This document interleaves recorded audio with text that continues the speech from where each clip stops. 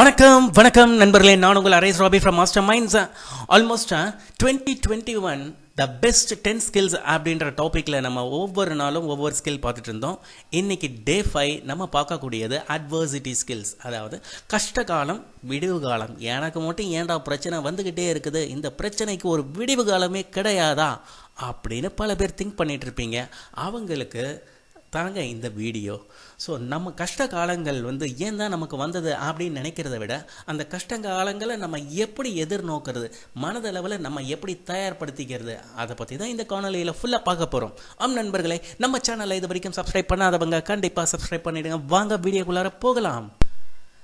S my dear friends, adversity, கஷ்டகாலம், tough situations. நமக்கு மட்டும் ஏன் இவ்வளோ பிரச்சனை நடக்குது, நமக்கு மட்டும்தான் இந்த பிரச்சனைகள்லாம் வருதா, ஊர் உலகத்தில் வேறு எவனுக்குமே பிரச்சனையே இல்லையே, நமக்கு மட்டும் ஏன் இந்த அளவுக்கு காட்டுன்னு காட்டுது அப்படின்ற மாதிரி ஒரு எண்ணத்தோடு நீங்கள் இருக்கிறீங்களா? அவங்களுக்கு தாங்க இந்த வீடியோ. ஸோ அவங்க எப்படி இருக்கணும் அப்படின்னா, அப்படியே ரிவர்ஸாக அவங்களுக்கான ஒரே ஒரு வார்த்தையில் சொல்லணும் அப்படின்னு கேட்டிங்கன்னா, அது தாங்க ரெசிலியன்ஸ். உங்களுடைய ரெசிலியன்ஸ் ஸ்கோர் எந்த அளவுக்கு இருக்குதோ அந்த அளவுக்கு உங்களுக்கு ஒரு விடிவு காலம் என்பது பிறக்கும். லைஃப் ஃபுல்லாகவே பிரச்சனை அப்படின்னு நினச்சிக்கிறது இருக்கிறத விட, நமக்குன்னு இருக்கிற விடிவு காலம் நம்மிடையே தான் இருக்குது அப்படின்ற மாதிரி ஒரு கண்ணோட்டத்தோட ஒரு எண்ணோட்டத்தோட போயிட்டு இருந்தீங்கன்னா, டெஃபினட்டாக உங்கள் லைஃப்பில் உங்களுக்கு எப்பொழுதும் ஏதாவது ஒரு கோணங்கள் இல்லை ஏதாவது ஒரு தருணங்களில் அதற்கான ஒரு சொல்யூஷன் கண்டிப்பாக கிடைக்கும். எஸ் மை டியர் ஃப்ரெண்ட்ஸ், அப்படி என்ன நமக்கு ஒரு சொல்யூஷன் கிடைக்க போது, அந்த சொல்யூஷன் நமக்கு எப்படி கிடைக்கும் அப்படின்றத அடுத்ததாக சரித்திரத்தை புரட்டி பார்த்தால் பல விஷயங்கள் நமக்கு மிகப்பெரிய பாடங்கள்லாம் கற்றுக் கொடுக்கும். அப்படின்னு பார்க்கும் பொழுது, என்னை பொறுத்த வரைக்கும் கிரேட் அப்ரஹாம் லிங்கனோட வாழ்க்கையில் நடந்தது நம்ம எல்லாத்துக்குமே டஃப் சுச்சுவேஷனை எப்படி எதிர்நோக்கிறது அப்படின்ற ஒரு மிகப்பெரிய பாடமாக கொடுக்குங்க. அப்படி என்ன சரித்திரத்தில் நமக்கு ஒரு மிகப்பெரிய பாடத்தை கற்பிக்கக்கூடிய அளவுக்கு கிரேட் அப்ரஹாம் லிங்கன் வாழ்க்கையில் நடந்துச்சு அப்படின்னு கேட்டிங்கன்னா, எத்தனையோ பேர் லைஃப்பில் கஷ்டப்பட்டு முன்னேறிட்டு இருக்காங்க. அதே சமயத்தில் எவ்வளவோ தோல்விகள் தாண்டி வெற்றின்ற ஒரு கனியை சுவைச்சிருக்காங்க. ஆனால் என்னை பொறுத்த வரைக்கும் அப்ரஹாம் லிங்கன் தாங்க என்னுடைய ரோல் மாடல். எப்போ நினச்சாலும், எனக்கு எப்போ கஷ்டம் வந்தாலும் அவர் தான் நினச்சிப்பேன். ஏன் அப்படின்னு கேட்குறீங்களா? ஒரு மனுஷன் ஒரு தடவை வாழ்க்கையில் ஏதாவது தோட்டு போகலாம், இல்லை கஷ்டன்றது ஒரு வருஷம் இருக்கலாம், 2 வருஷம் இருக்கலாம், கிட்டத்தட்ட ஒரு 35 வருஷம் தன்னோட வாழ்க்கையில் பிறந்த உடனே ஒரு 9 வயசுலேருந்தே பிரச்சனை. அந்த பிரச்சனையே வாழ்க்கையை, அதாவது வடிவேல் சொல்கிற மாதிரி தாங்க, பிரச்சனையே போர்வ மாதிரி போத்திக்கிட்டு போன மனுஷன் தாங்க இவர். அப்படி என்ன அப்படின்னு இவருடைய வாழ்க்கையை அப்படியே பார்த்தோன்னா, 1809 பிப்ரவரி 12ஆம் நாள் ஒரு சாதாரண விவசாய குடும்பத்தில் பிறந்தவர். அப்பா ஒரு ஷூ காப்லருங்க, ஷூ தைக்கிறவர். 1818 9 வயசில் அவங்க அம்மா இறந்துட்டாங்க. 1831 வேலை அவருக்கு போயிடுச்சு. 1832 கொஞ்சம் பாலிட்டிக்ஸ் எல்லாம் இன்ட்ரெஸ்ட் இருந்தது. அப்போ ஸ்டேட் லெஜிஸ்லேச்சரில் தோற்று போயிட்டார் நின்று. 1833 ஒரு பிஸ்னஸ் செஞ்சார், பிஸ்னஸில் தோல்வி. அடுத்தது பார்த்திங்கன்னா 1835 தன்னுடைய ஸ்வீட் ஹார்ட், தன்னுடைய மனைவியை இறந்தாங்க. 1836 பார்த்திங்கன்னா அவருக்கு நரம்பு தளர்ச்சி, நர்வஸ் பிரேக் டவுன். 1838 இலினியாஸ் மாகாணத்தில் நின்று தோத்துட்டாரு தேர்தலில். 1843 பார்த்திங்கன்னா காங்கிரஸில் நின்று திரும்ப அதுலேயும் தோத்தாரு. 1848 திரும்பவும் பார்த்திங்கன்னா காங்கிரஸுக்காக தேர்தல் நின்று அதுலேயும் தோத்தாரு. 1854 பார்த்தீங்கன்னா யூஎஸ் செனேட் பொசிஷனுக்காக நின்னவர் அதுலேயும் தோத்துட்டார். 1856 பார்த்தீங்கன்னா துணை ஜனாதிபதி வைஸ் பிரசிடென்ட் போஸ்ட்டுக்கு நின்னார், அதுவும் கிட்டத்தட்ட தோல்வி. என்ன தான் பண்ணுவார்?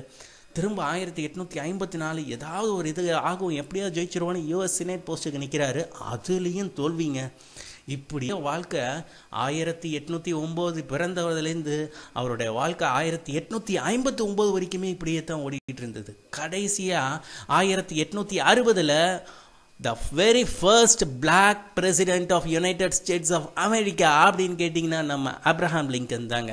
ஸோ இவருடைய வாழ்க்கை வரலாறு அட்வர்சிட்டினாலே ஆப்ரஹாம் தாங்க நமக்கு ஞாபகம் வரணும். ஸோ இந்த அளவுக்கு வாழ்க்கையில் கஷ்டப்பட்டு முன்னேறினவங்களாம் இருக்கும்போது நம்ம ஏன் முன்னேற முடியாது அப்படின்றத மட்டும் மனசில் வச்சுட்டு நீங்கள் கஷ்டப்பட்டீங்கன்னா கண்டிப்பாக உங்களாலேயும் சாதிக்க முடியும். ஓகே, இதெல்லாம் சரித்திரத்துலேருந்து சொல்லிட்டீங்க. ஆனால் அட்வர்சிட்டின்றதுக்கு தேவையான குணங்கள் என்ன? S my dear friends, adversity அப்படின்னு சொல்லும் பொழுது எப்படி நம்ம அட்வர்சிட்டியை ஃபேஸ் பண்ணுறது, அதுதாங்க இப்போ ஒரு மிகப்பெரிய கேள்விக்குறி. பிரச்சனை எல்லாருக்கும் தான் இருக்குது. அந்த பிரச்சனை யாரெல்லாம் அவங்க வாழ்க்கையில் ஜெயிச்சாங்க அதை பார்த்தா நம்ம பிரச்சனையை ஜெயிச்சிட முடியுமா? கண்டிப்பாக முடியாது. நமக்குன்னு ஒரு தனித்துவமான குணம் இருக்கணும் இந்த மாதிரி கஷ்ட காலத்தை நோக்கி போராடுறதுக்கு. அது என்னென்ன குணம் அப்படின்னு விஷயம், உங்களை சுற்றி இருக்கிறவங்க ஃபஸ்ட்டு பாசிட்டிவிட்டியோடு இருக்கணுங்க. அதாவது உங்களுடைய ஃப்ரெண்ட்ஸாக இருக்கட்டும், உங்களுடைய நெய்பர்ஸாக இருக்கட்டும், நீங்கள் யார் கூட பேசுகிறீங்களே, யார் கூட அதிகமாக ஷேர் பண்ணுறீங்க, அவங்க பாசிட்டிவ் மைண்ட் செட் உள்ள பீப்புளாக இருக்கணும். ஒருவேளை அவங்க நெகட்டிவ் மைண்ட் செட் பீப்புளாக இருந்தால் நீங்கள் எதை செஞ்சாலும் சரி, எதை செய்ய போகிறதா இருந்தாலும் சரி, எதை பற்றி யோசித்தாலும் சரி, அவங்கள்ட்ட சொன்னீங்கன்னா அதுக்கு எதிர்மறையான கருத்து தான் அவங்கள்ட்டேருந்து வரும். ஒன்ஸ் எதிர்மறையான கருத்துக்கள் அவங்கள்ட்டேருந்து வந்துச்சுன்னா அது உங்களுடைய மனதளவில் ஒரு பெரிய லெவலில் பாதிப்பை உண்டாகும். So my dear friends, surround yourself with positive people. சுற்றார் உற்றார் இவங்க 2 பேருமே ரொம்ப முக்கியங்க நம்ம லைஃப்பில். இந்த அட்வர்சிட்டின்ற சுச்சுவேஷனை நம்ம வெற்றியோடு அப்படியே பயணம் பண்ணி அப்படியே மேலே வர்றதுக்கு கண்டிப்பாக பாசிட்டிவ் மைண்ட் செட் பீப்புளோட பழகுங்க. உங்களை சுற்றி இருக்கிறவங்களா அவங்களா இருக்கிறதா செக். அடுத்து பார்த்தீங்கன்னா அஃபர்மேஷன்ஸ், இது ரொம்ப முக்கியங்க. அஃபர்மேஷன்ஸ்னால் என்னங்க? மார்னிங் அஃபர்மேஷன்ஸ்லாம் சொல்லுவோம். சில பேர் பார்த்தீங்கன்னா ஸ்ரீராமஜெயம் எழுதுவாங்க, சில பேர் பார்த்தீங்கன்னா பிரைஸ் தி லார்ட் அப்படின்னு எழுதுவாங்க. இதெல்லாம் சாதாரணமாக கேட்கறதுக்கு கொஞ்சம் ஏதோ ஒரு காமெடி மாதிரி இருக்கும். பட் ஆனால் இதனுடைய விளைவு பார்த்தீங்கன்னா வேறு லெவலுங்க. நம்ம லைஃப்பில் என்றைக்கு நான் சாதிக்க போகிறேன், I am born to be successful, I will win அப்படின்ற மாதிரி சில விஷயங்கள் சொல்லிக்கிட்டே இருங்களா, இப்போ அதனுடைய பிரதிபலிப்பே வேறு லெவலில் இருக்கும். அப்படி என்னங்க இந்த அஃபர்மேஷன்ஸில் இருக்குது அப்படின்னு கேட்டிங்கன்னா, உங்களுக்குள்ளே இருக்கக்கூடிய ஒரு சுய வெளிப்பாட்டை அனுமதிக்கிறீங்க. அப்படி அனுமதிக்கும் பொழுது தான் உங்களுக்குள்ள அந்த பாசிட்டிவ்னஸ் ப்ரீட் ஆகும்.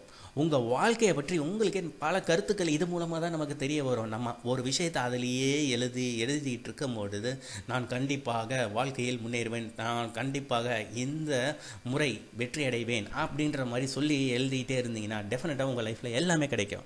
உங்களுடைய தற்போதைய நிலைமையை நீங்கள் நல்லா புரிஞ்சுக்கிற அளவுக்கு இருக்கணும் அப்படின்னா இந்த மாதிரி சில அஃபர்மேஷன்ஸ் இதெல்லாம் எழுதிட்டு இருக்கும் பொழுது மட்டும்தான் உங்களுடைய நினைப்புக்கு வரும்.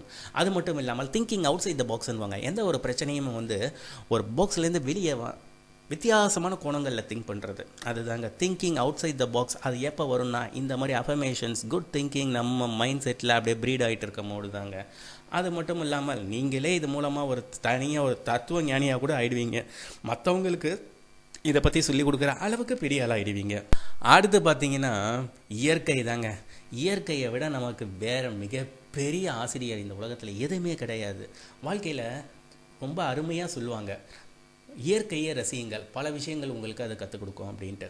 வானத்தை அண்ணாந்து பாருங்கள், அதை பார்க்கும் பொழுது உங்களுக்கு பல விஷயங்களில் உங்களுக்கு சொல்யூஷன் கிடைக்கும் அப்படின்னு சொல்லுவாங்க. அப்படி என்ன அப்படின்னு கேட்டிங்கன்னா, வானம் எப்படி விரிந்து இருக்குதோ, அந்த வானம் எப்படி உயர்ந்து இருக்குதோ அதை பார்த்தாலே, அதை ரசித்தாலே உங்களுக்கு பல விஷயங்களில் உங்களுக்கு சொல்யூஷன் கிடைக்கும். ஸோ நேச்சரை பார்த்து ரசிக்க கற்றுக்கோங்க.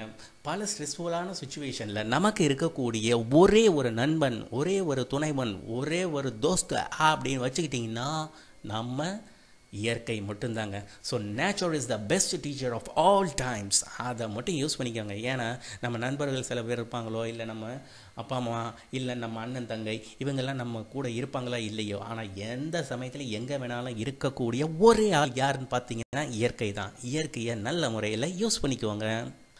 அடுத்து பார்த்தீங்கன்னா கடைசியாக என்னுடைய சஜஷன்ஸ் ஒரே ஒரு விஷயம் என்னென்னா, எனக்கு இவ்வளோதான்ப்பா தோல்வியெலாம் இதுக்கு மேலே என்னால் தாங்க முடியாது, இதுக்கு மேலே ஏற்றுக்க முடியாது, அந்த மாதிரி ஒரு எண்ணம் மட்டும் வச்சுக்காதீங்க.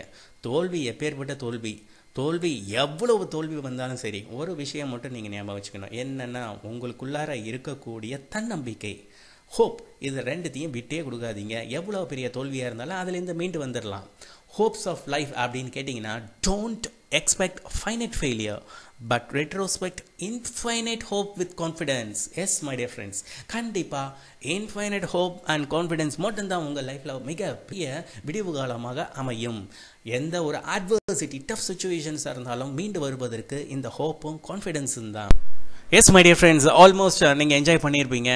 அட்வர்சிட்டி டஃப் சுச்சுவேஷன்ஸில் நமக்கு என்ன தேவை, என்னென்ன குணங்கள் தேவை, இந்த மாதிரி ஒரு டஃப் சுச்சுவேஷனில் இந்த குணங்களை வைத்து கொண்டு நாம் பலவிதமான பிரச்சனைகளை சால்வ் பண்ணலாம் அப்படின்றத நீங்கள் தெரிஞ்சிருப்பீங்க. இந்த காணொலி உங்களுக்கு பிடிச்சிருந்தா கண்டிப்பாக லைக் பண்ணுங்கள், உங்கள் ஃப்ரெண்ட்ஸோடு ஷேர் பண்ணுங்கள், அதே சமயத்தில் மறக்காமல் பெல் ஐக்கானை கிளிக் பண்ணுங்கள்.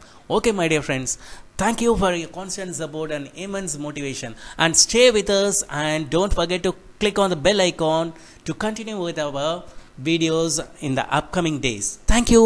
Bye bye.